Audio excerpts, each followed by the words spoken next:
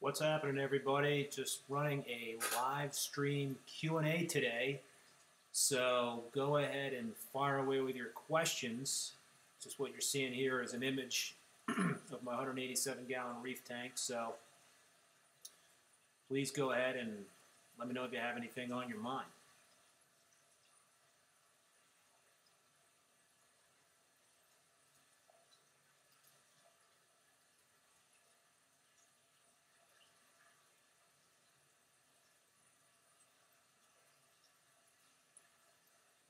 Just to give you a little background on the tank, this tank was started a couple of years ago, and I had a lot of problems with dinoflagellates, so I ended up breaking this tank down in March of this year and took out everything: fish, corals, rock, sand. I started the tank with dry rock, so I let it sit dry for at least a couple of months or so, and then restarted it up. But I did some things differently. I used some live rock. I've always used live rock to start my reef tanks, and I never had ever started a reef tank using dry rock. And I used dry rock for this tank a couple of years ago, and I just had one problem after another. Besides the dinoflagellates, I had diatoms, I had a bacterial bloom. It just seemed like you name it, I had it. So it was not fun and very frustrating, to say the least, but that's what we sometimes have to deal with this hobby. So I broke the tank down. I took a break for a little while and started it back up and started adding corals beginning of June, I think it was, some LPS, and then I started adding in the SPS corals back, it was end of June. So I've had some SPS frags in there for a couple of months, and things are looking good. I had some stuff going on there in terms of some new tank ugly stuff happening with cyanobacteria, but and I think I even had some diatoms. But things have been going really well, so I'm happy so far.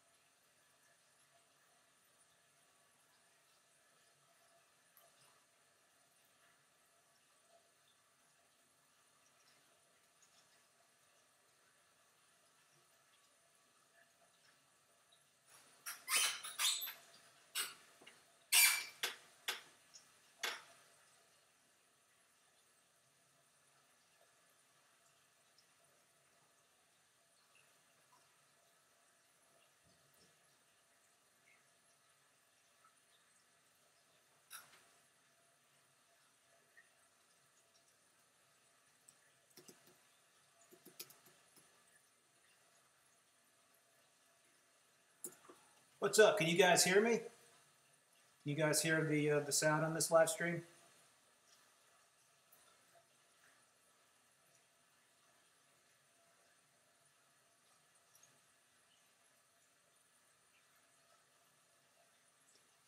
Very cool.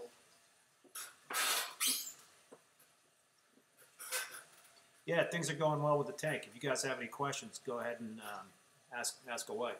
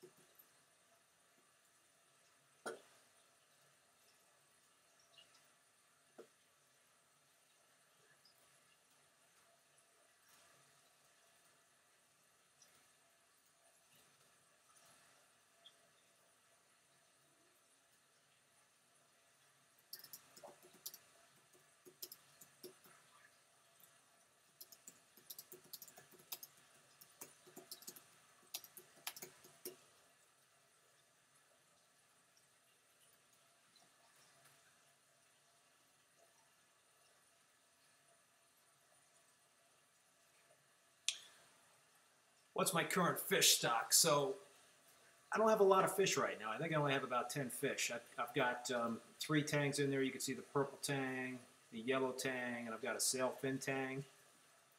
I've got 2 leopard wrasses. I've got an African leopard wrasse and a black spotted leopard wrasse. And I've only got 1 Amphius left. I had like 5 or 6 of them, and they just slowly had died on me over the last couple of months. Wasn't sure exactly why. I've got 1 threadfin cardinal fish. I've got 2 flame hawk fish. I've got 1 extreme Picasso clown, and I think that's everything. But I definitely want to get more fish in the not too distant future. Just trying to figure out what to get.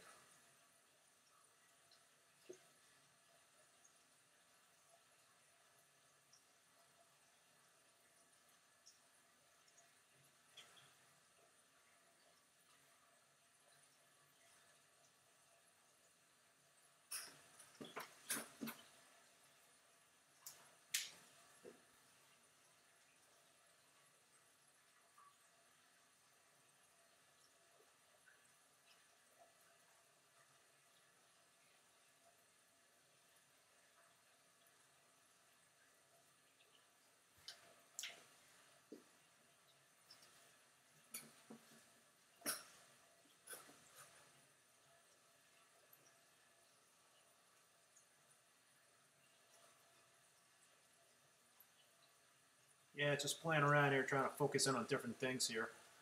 Let me adjust the focus on that coral.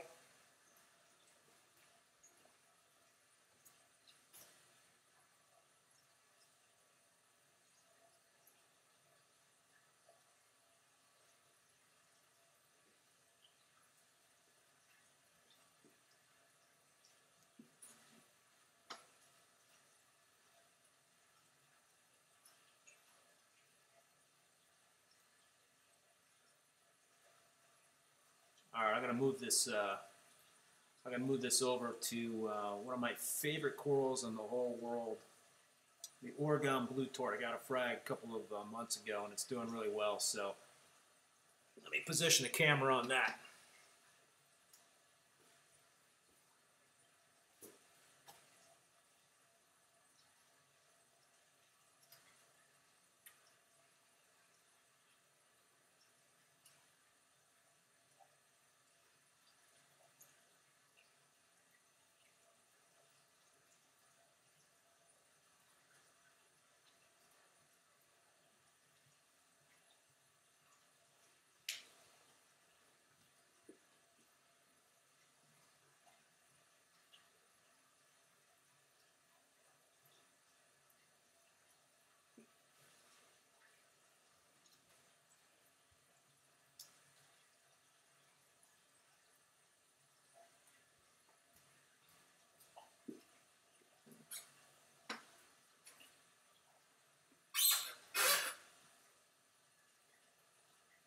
Yeah, I'd have to say the Oregon Blue Tour is probably one of my favorites of all time. The other one is the Tyree Purple Monster, and I do have a frag of that. It's a little bit above and to the right of that Oregon Blue Tour frag, but it's a slow grower, both the Oregon Blue Tour and the Tyree Purple Monster, but it's well worth it. Once they get going, they do grow pretty good, but it does take a while after they encrust.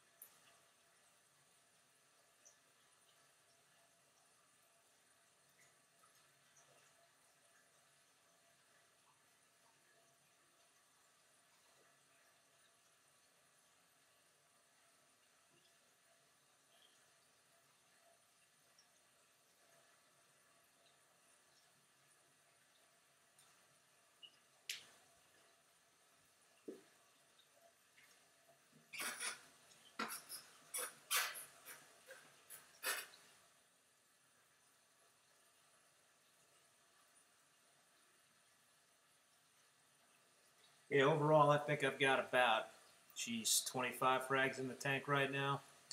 So it's a very young tank still at 2 months old, but I think things are heading in the right direction.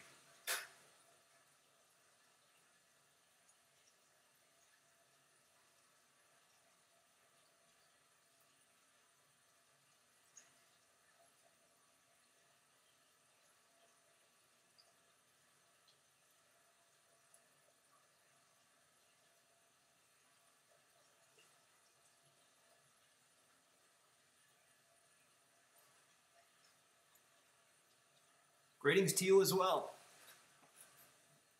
If you guys have any questions, go ahead and fire away. Just anything you have in terms of my setup on the 187-gallon, fish tank.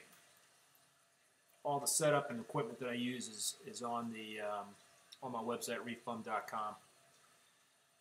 So far, so good with the livestock. I was just talking before about my fish. I only have like 10 fish, in the tank, but want to add some more fish. Coral-wise, I'm doing pretty well with the LPS and the SPS frags. I have about 25, 30 frags in the tank right now. Let me go for a wider shot.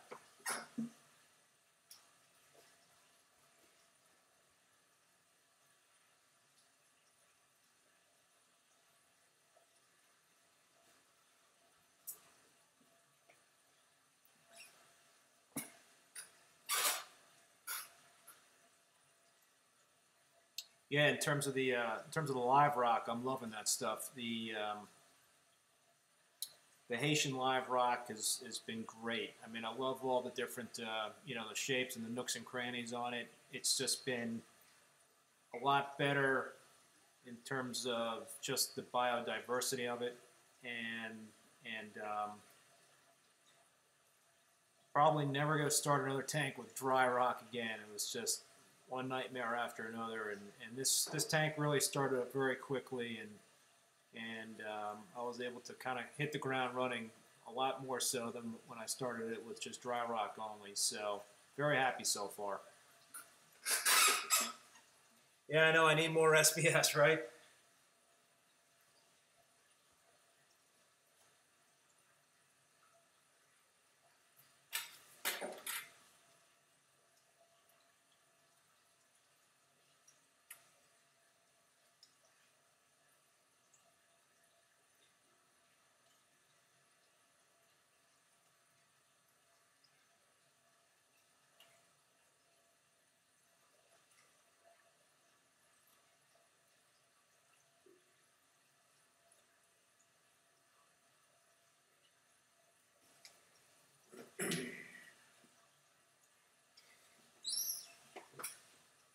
about that. I was just doing a repositioning here.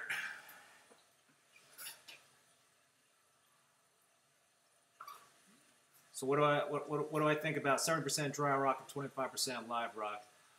I don't know. I mean, if it was me, I would flip that around and I would go 75% live rock, 25% dry rock. I just really did not have a good experience when the majority of my tank was made up of dry rock. So I would either go 75% live rock or 100% live rock. That's me personally.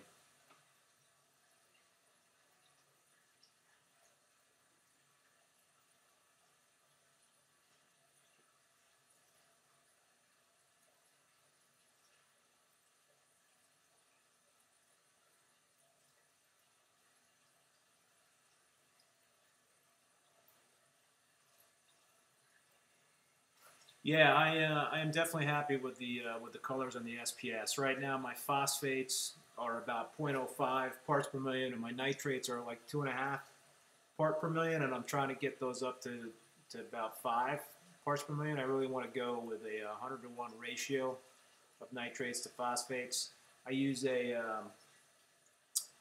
arid Paxbell arid algae reactor, so that's what I'm using to control my nutrients.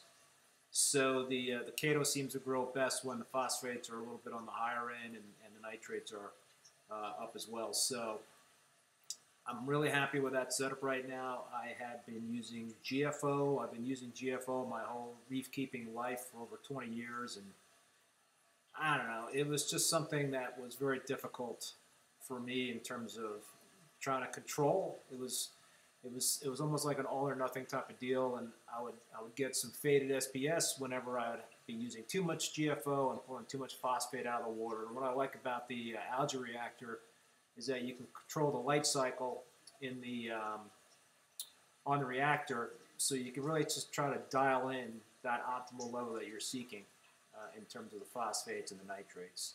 So right now, I'm just really happy with that setup. I also have now switched from using a calcium reactor to dosing 2-part. I'm using ESV 2-part, and I like that also because it gives me more precision dosing capabilities. I also don't like the fact that with the calcium reactor that I was injecting excess CO2 into the tank. So with this kind of setup, it's, you know, my pH level is much higher, and that seems to make for a better, happier reef tank.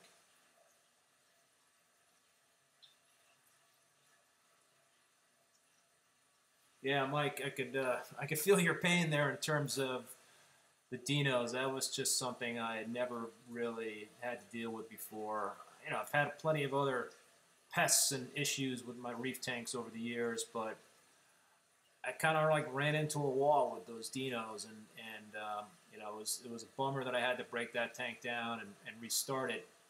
But it just seemed like it was too sterile with the dry rock only setup that I had.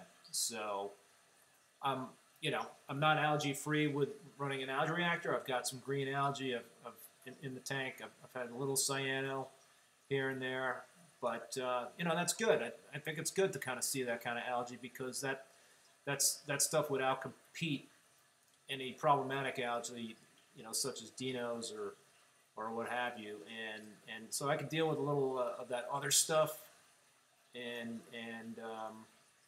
so far so good. Have I ever been to Ireland? What, do I seem to have an Irish accent?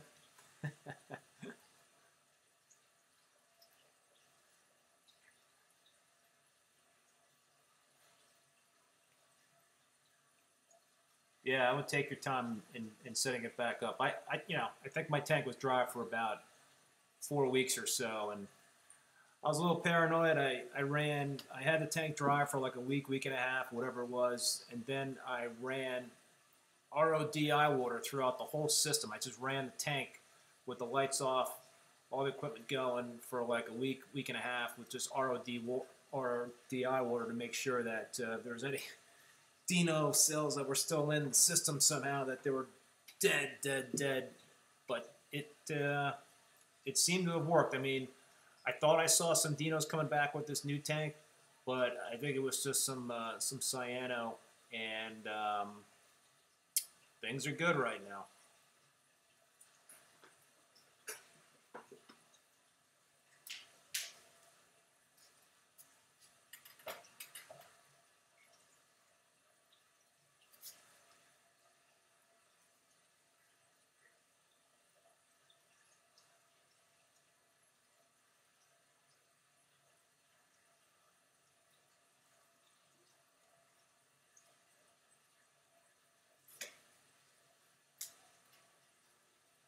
Sorry, just changing the angle here.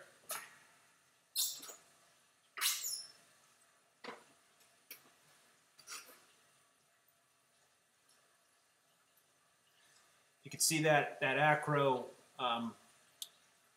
right to the right of that Alvapora there. That's another one of my favorites. That's the ORA Pearlberry. And my old tank, my whole 225-gallon tank, I just had, that stuff was like growing for like a weed for me in that tank, and I just loved it. You know, no matter where I put it in that tank, it was just growing like crazy. And I think I had 2 or 3 colonies in that tank because I just loved it so much. And when I got too big, I would cut a good chunk of it off and put it someplace else. So I'm really looking forward to that one growing out in this tank.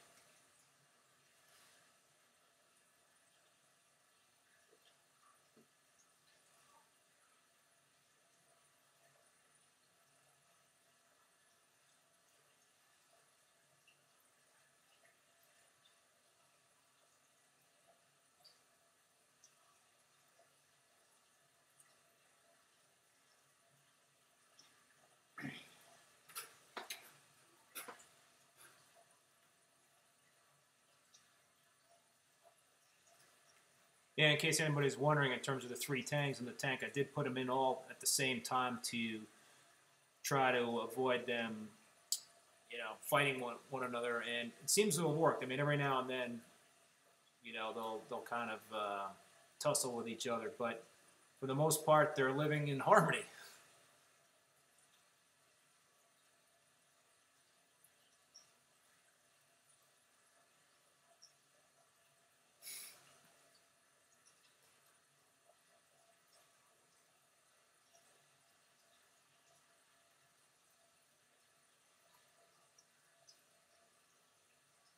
All right, LM, I had to put you in a timeout there. Sorry about that.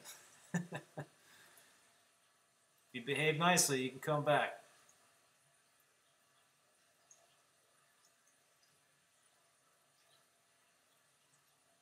What would I do if nitrate is at 20 parts per million and phosphate is at 0.05?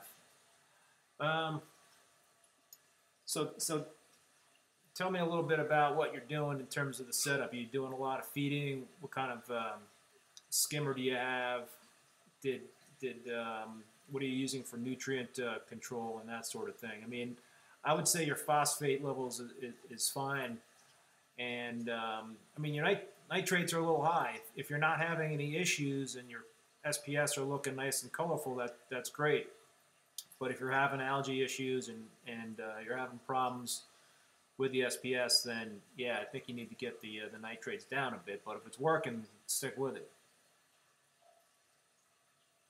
Yeah, in terms of live rock, it was tough. I mean, I'm up here in Vermont, and it was no matter where you go, I think really, unless you're in California or Florida, it's going to be very tough to find live rock in an LFS, and it's going to cost a lot of money to ship it. So I don't know if you know the story, but I was down in the Orlando area in Florida actually last, I think it was April.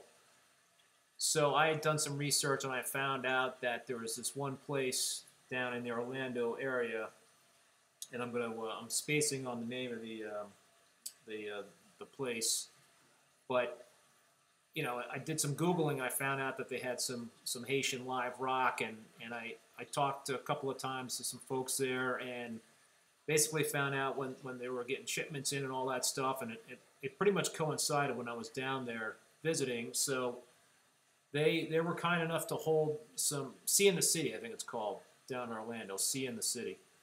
So they were kind enough to hold some live rock for me, and I went down there, and on my way home, I stopped into to this place to cherry pick. It was about 130 pounds of Haitian live rock, and the stuff was awesome. I mean, it was just beautiful stuff, and I was just so psyched to be able to do that. And they packed it up into, I think it was 4 different boxes that I was going to take on, home with me on the airplane. And I called the airline, about a week before to just kind of get an idea in terms of what it would cost me to take it back home with me. And I knew it would cost a decent amount of money, but it was great to be able to cherry pick it. And I knew if I had to have it shipped up from this place to Vermont, that it would cost me an arm and a leg. So anyway, they packed it up for me in the 4 boxes, and I got to the airport, and I thought it was going to cost about, I don't know, $160 to take it on the plane with me. And they put it on the scale, and they said to me it was going to cost over $400 to take it on the airplane back from Florida to Vermont. So I really had no choice but to pay that amount of money. But the SkyCap guys were very helpful. Of course, they work on tips, so they repacked it for me. We got it into some different boxes, and I think I ended up paying like $250, $260 to ship it all back, and the stuff got, the TSA opened up the boxes, and I got a whole video on it. It was just amazing that the boxes that the Rock made it okay, because the boxes were open, and when I picked them up in Vermont, one box, there was absolutely no lid on it. So anyway, I got the stuff back home, and it was I thought well worth it. So I guess the long and the short of it is if you're like Florida, or if you're in California, or a place that has a lot of live rock, or some LFS in the town that has it, then you might want to look into taking some back on a plane, or shipping it on a plane. I think there's another operation out of Florida that has some decent rates on shipping live rock. So it's tougher. I mean, when I first started this hobby, my LFS, a couple of them had great selections of live rock, and never even really had to worry about it, but that's definitely changed. Yeah, I thought about driving directly from Florida to Vermont, but it would have been like a 24-hour drive, and as it turned out, the live rock were only out of the water for like 13 hours, so it worked out really well. There was very minimal die-off.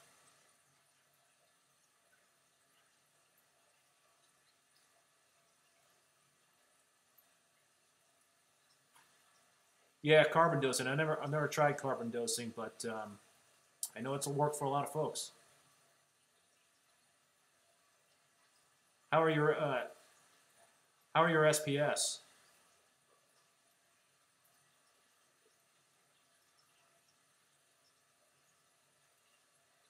Jororo, I think is. I'm not sure if I'm pronouncing that right, but yeah. How are your SPS? They're not growing too well?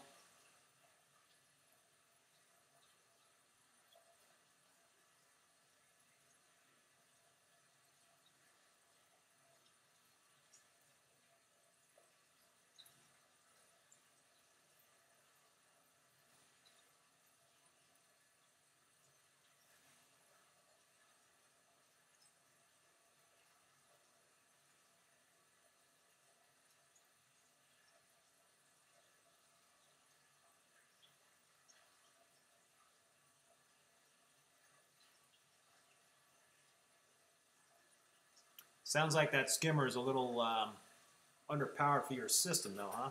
If you got a 100-gallon system.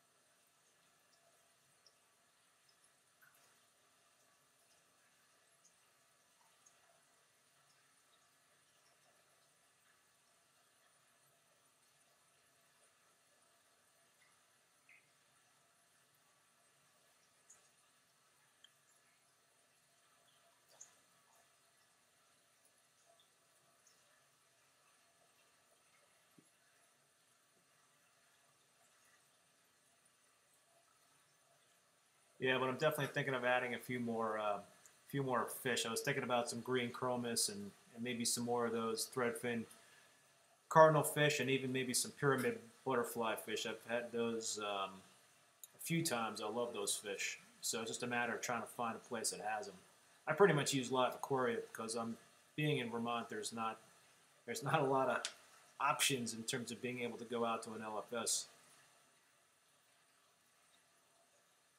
Yeah, man. If your SPS are coloring up really well, and you just had some film on the glass, I wouldn't worry about it. I wouldn't mess with it. If those levels are working for you and you're getting some decent growth rates, then and you're not getting any problematic algae, then I would just kind of sit tight with that. I get film on the glass. I'm cleaning my glass at least every other day. At times, sometimes it's daily, but yeah, I think you're good. Yeah, anytime you're doing nitrate dosing, you gotta just be careful and take it slow. If you go too fast, then it could overwhelm the system.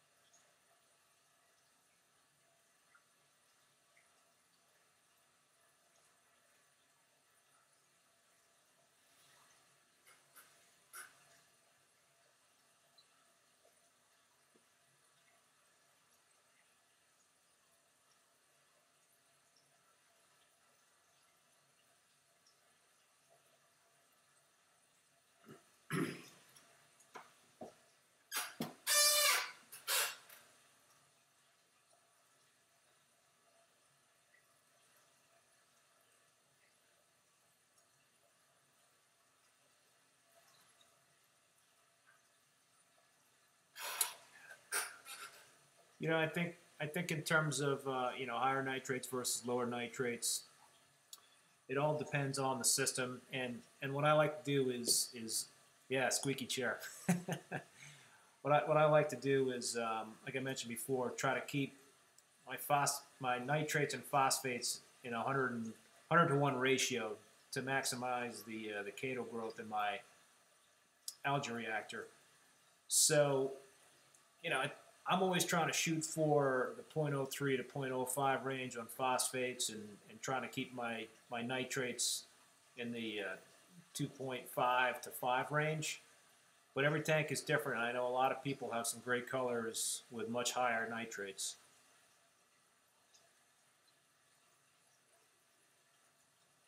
And I'll try to stop squeaking my chair.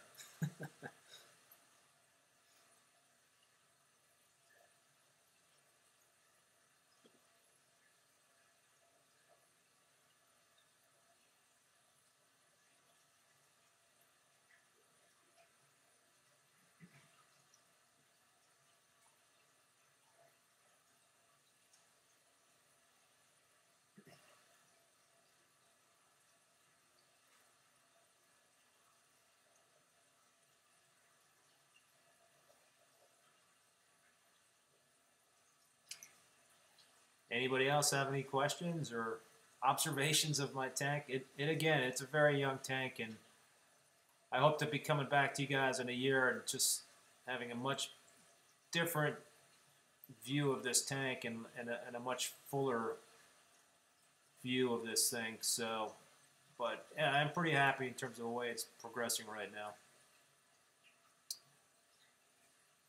What do I feed my fish? I feed my fish the Larry Reef Frenzy. I have both I think the original formula and the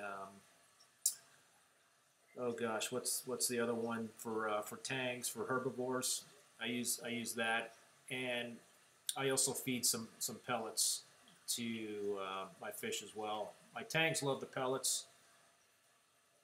What else do I feed? And some mice and shrimp sometimes. So I always believe in keeping the tank well fed.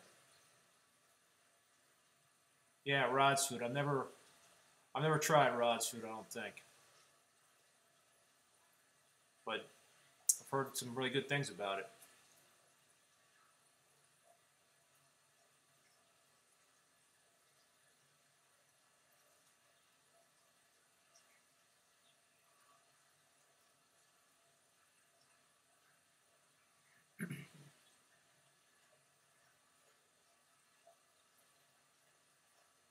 Yeah, I was bummed out. I was supposed to go down to MACNA this this past in I guess in New Orleans in late August, but my flight out of Vermont got all messed up, and I was gonna be delayed coming out of Vermont, and I was gonna miss my connecting flight, so I ended up just canceling the whole thing, and I was quite bummed out that I didn't make it down there. But it was a great time.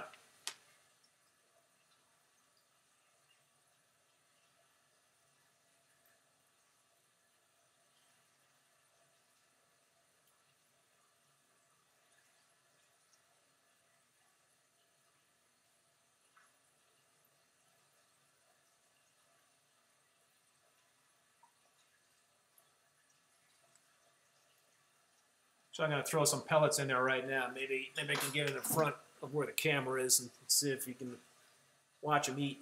Hang on.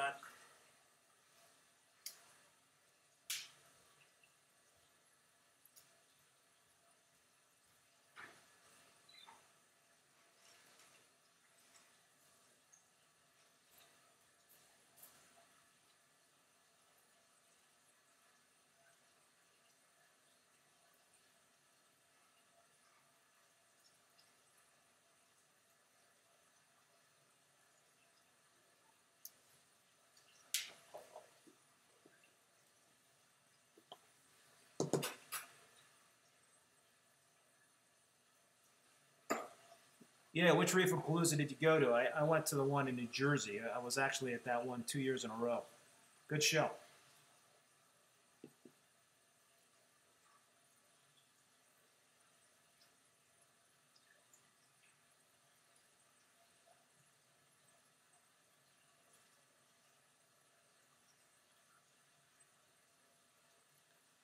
Ah, very cool. Well, maybe I'll see you at the next one.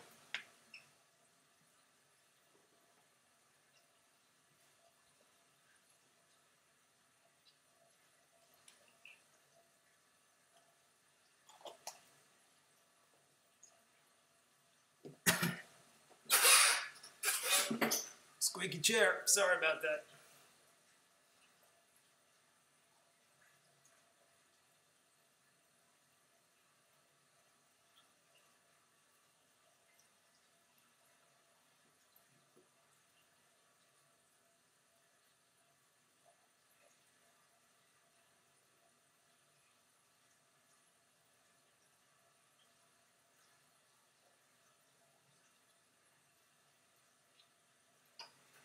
Yeah, very cool. I got a couple of hammer corals from the show.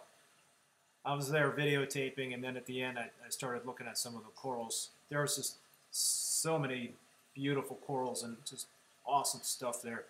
Definitely was making me drool.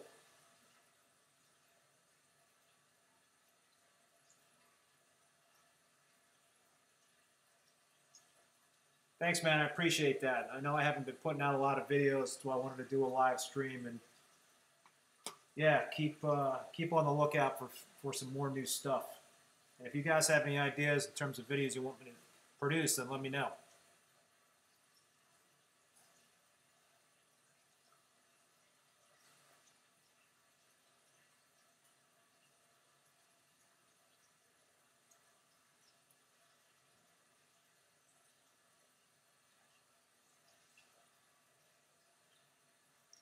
Anyway, all right, guys, I think I'm going to be signing off here. So I appreciate you coming and tuning in and watching this live stream and participating in the Q&A. So I'll certainly be doing more of these as the tank matures. And, yeah, be on the lookout for more YouTube videos. Thanks a lot.